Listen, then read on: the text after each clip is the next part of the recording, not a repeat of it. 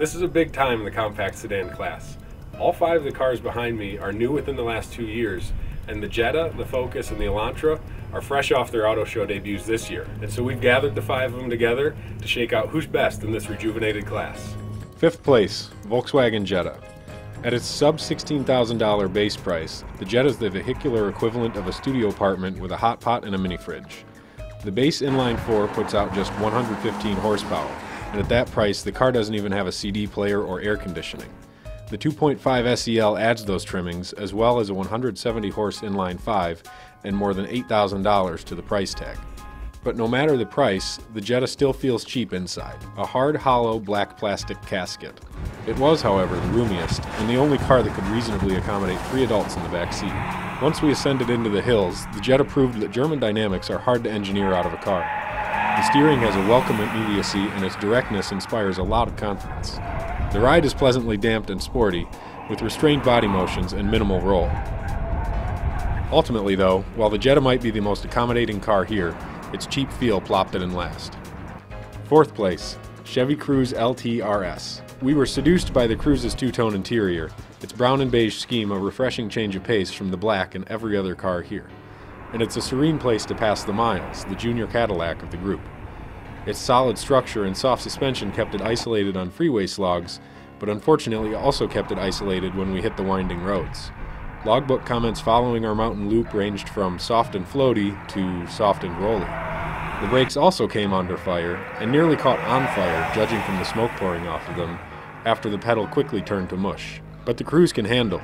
It tied for the top spot on the skid pad and was the lane change champ by a significant margin thanks to its immediate steering. But otherwise, we thought the steering was too light, with very little feel. As comfortably as the Cruze rides, its seats are hard and too flat. They offer very little support, and the back row proved tightest of the bunch. When we first drove a Cruze, we said that it might, if it was in a comparison test right now, very well win. But when we said that, we hadn't driven an Elantra or a Focus yet. 3rd place, Hyundai Elantra Limited. There's no getting around the most alluring or off-putting aspect of Hyundai's new Elantra.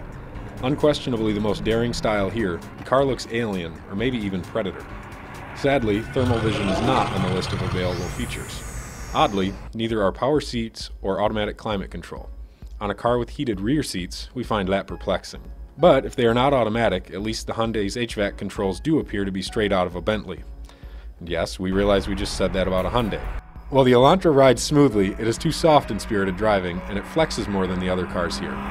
Like the Chevys, the Hyundai's steering is very quick and light, but it never comes alive. The Elantra also established or shared the lower boundary in all other subjective performance ratings: brake feel, handling, and engine noise.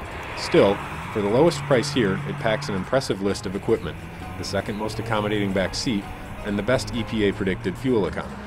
Hyundai seems to have engineered the car to objective benchmarks, which it meets, but the feel of the car when it is generating those marks has been utterly ignored. 2nd place, Mazda 3 2.5S Sport.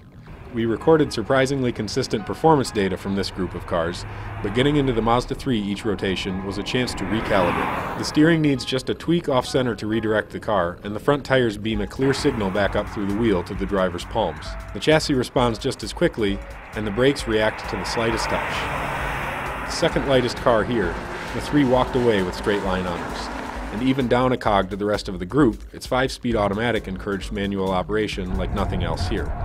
It actuates downshifts immediately and is quick and smooth even in automatic mode. And it was the only car gathered for this test that had the appropriate manual shift layout, back for upshifts and forward for down.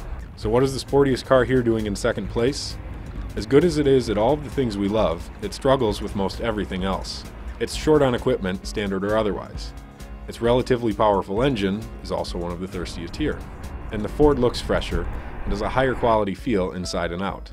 The Mazda nails the fun factor, but the Focus does a better job of balancing that with value and style. 1st place, Ford Focus SEL. 12 years ago, Ford introduced its first Focus. We loved it, but for the next decade, the company let the car languish, decontenting it while the rest of the segment moved on and surpassed it. This car should wipe a lot of those old frustrations right off the board. For starters, it's a looker, stylish and smart with a modern interior to match. And it's packed with gear, including a self-parking system. While we maintain that every driver should know how to parallel park, this system is unbelievably good. Behind the wheel, the Focus held our attention with equal ease. The ride is Euro firm and body motions are very well controlled. The steering is firm and progressive, and the engine note is the most emotional here. We found two big disappointments though. The dual clutch transmission, which is slow and soft and feels like it was programmed to mimic an automatic, and My Ford Touch, Ford's new technology suite. It demands a tremendous amount of attention, and it's just plain slow. However, solving these two problems by sticking with the manual transmission and not opting for My Ford Touch would only make the Focus cheaper, which just enhances its appeal. Ford has again given us a winning Focus. Hopefully this time it will keep it that way. For the rest of the story, check out caranddriver.com or the May 2011 issue of Car and Driver.